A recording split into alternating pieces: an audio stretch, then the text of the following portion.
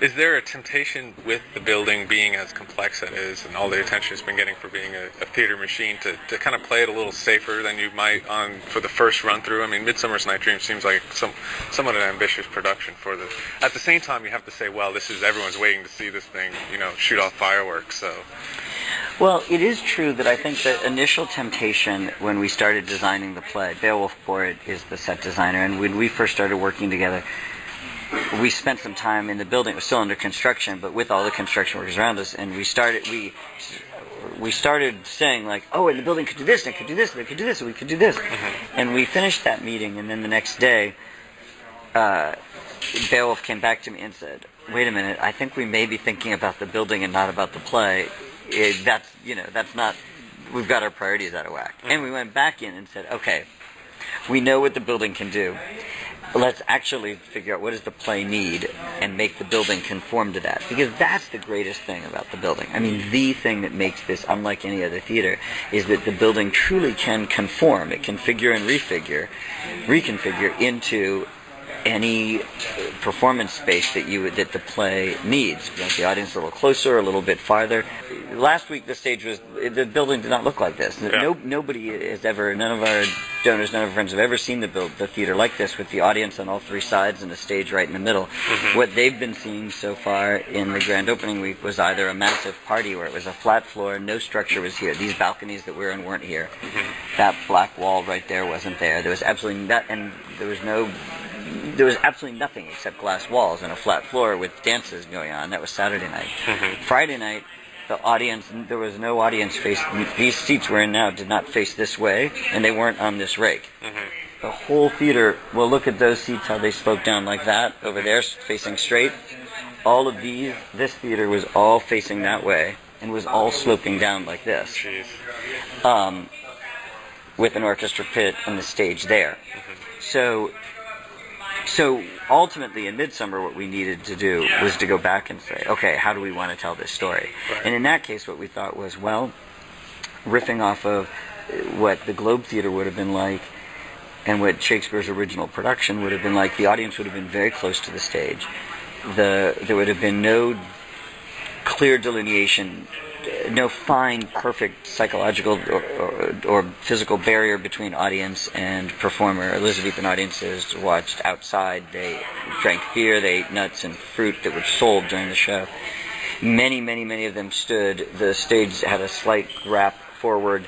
There was no attempt at pretending that it wasn't a play. Audience actors in all of Shakespeare's plays talk directly to the audience, unlike in Ibsen or Chekhov or something like that. And the audience would have answered back at times, gotten a little rowdy, thrown things, all of that. So that relationship is one key thing that we looked at.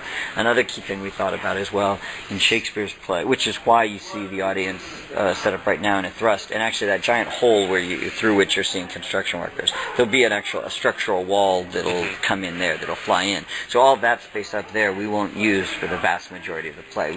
We really will be in really tight. And there are people sitting in those balconies.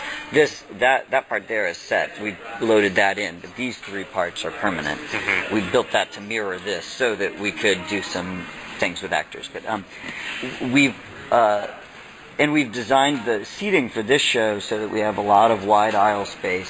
It's hard to see now because there's so many equipment, but we wanted to find ways to get the actors and the audience as not only close to each other but as interactive as possible. So the actors will spend a lot of time off the stage and in the space. We looked at those original Elizabethan productions and thought, well, they didn't have a sense of history in the same way that we do now. It was quite a different sense. And a different sense of fashion, a very different sense of awareness of fashion. That's a much more modern idea than the Elizabethans would have had. So when Shakespeare wrote even a history play, a play that would take place factually several hundred years earlier, or Julius Caesar, which is, in ancient Rome, the characters would have worn Caesar would have been dressed roughly like an English king in 1596. Mm-hmm. Not an English king in the Roman Empire. And the audience would have said, here I am, O great Caesar in ancient Rome, but his concerns would have been contemporary concerns to an Elizabethan. I mean, almost all the plays at some level are about the anxiety you feel when a leader changes over, or about the incredibly dynamic, changing social religious psychological order that the Elizabethans were going through, or really, really kind of basic human desires. In this case, it's that unbelievable, desperate need to be loved and the out-of-control behaviors that happen in that case. So we looked at that and said, okay, they would have been in contemporary clothing. There's a lot of music in the play. Shakespeare we don't have any music left we have music left from the Elizabethan era, which would be pop music. Pop romantic music of the day would have been English madrigals. We even have music not from Midsummer but from other plays set to Shakespearean texts in his time period. But we don't have any music from the play, so it's not like Bertolt Brecht where we actually have the Kurt Weill music that fits into the plays or something. We just, in some cases, have lyrics, and in some cases don't. Sometimes it just says the fairies sing and dance. So we thought, okay, we want to mirror that. So if we want to use contemporary music, we want to use contemporary clothing, we want a close, intimate relationship between the audience and the actors, and we want to be able to do all of that with a kind of high theatricality and boisterousness and joy and exuberance that is embodied in the iambic pentameter of the play, which just churns on a pace, like a great Dr. Seuss book. I do not like Green Eggs and Ham. I do not like them, Sam I Am. It has that same Puck and Green Eggs and Ham have a very similar rhythm and a very similar structure, and the delights are very similar in both cases. So that's what we've focused ourselves on in terms of creating a design for the play, an approach to the play, as compared to focusing on,